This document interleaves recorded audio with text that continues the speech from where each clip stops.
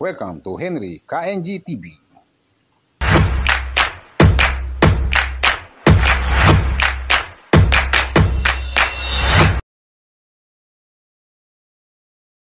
Morning po.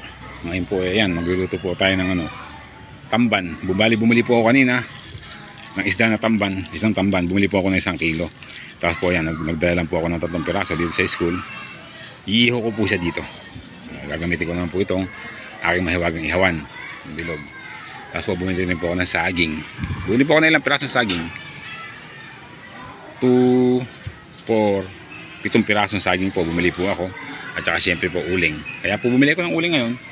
Kasi nga po, basa po yung kapaligiran dito sa school. Wala pong kahoy. Basa po yung mga kahoy. Yun po. Basa po yung mga kahoy kaya hindi ako pwedeng magpaliad ng kahoy. Kaya po ang ginawa ko, eto na lang, bumili lang po ako ng uling. Ito po yung gagamitin ko na panluto dito sa 3 pirasong isdang tamban. Ayan po. Kasi magpaparikitin ko na po ito para masimulan ko na po yung pag-iihaw. Ngayon po ay may alas 6 na po ng umaga. Kaya po, ayan, may oras pa po tayo para magluto. Ayan po. Pero nakaluto na po ako kanina ng tahong. Nakapag-isa na po ako ng tahong at saka nakapagluto na rin po ako ng adobong sitaw. Bali ito lang po. Ito lang po ang luto ko ngayon kasi nga po gusto ko po ito. Ayan. Isdang tamban na inihaw. Po, magparikit na po tayo ng kahoy. Ng uling pala. Uling, isang plastic na uling.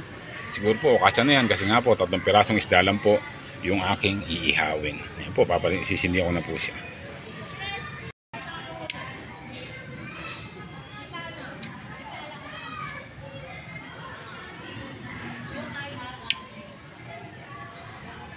Po, papalikitin ko na siya para magbaga ng uling, para maiihaw ko na po yung isda. Susubukan ko rin po mag-ihaw ng saging. Ayan, subukan po natin po ano lasa ng inihaw na saging. Inihaw na saging na saba. Ayan po, parang naglalaro lang ako dito sa pagpaparikit. Papel lang po yung ginamit ko. Papel. Hindi ko po siya nilagyan ng plastic, basta papel lang ang ginamit. Okay na po yan. Marami naman po kasing papel na pinagamitan, na lukot-lukot na. Yun lang po yung ginamit ko na pamparikit. Yan. Papel. Tuyo naman yung uling. Sana yung magtuloy-tuloy na magbaga. Putok-putok pa. Ayan po, napag-apoy ko na. Maya-maya po pwede na yan kasi nga po sigurado nagbabaga na yung uling yan. Ayan po, nilagyan ko po siya ng mga tuyong kawayan at papel. Ayan po, nag-aapoy na siya. Maya-maya po pwede na salang yung isda niyan kasi nga po nagbabaga na yung uling yan sigurado. Ayan po. Kung may apoy pa nga, inuna ko na pong ihawin yung saging habang may apoy pa. Pwede naman po yan. Yung isda lang po, hindi naman po magamoy usok yan kasi halos wala namang usok. Kaya po inuna ko muna yung saging. Total naman po yung saging, may balat naman. Kaya okay lang yan. Subukan makakain po tayo, subukan po natin ito nga inihaw na saging, kung ano magiging resulta. Sarap po siguro po.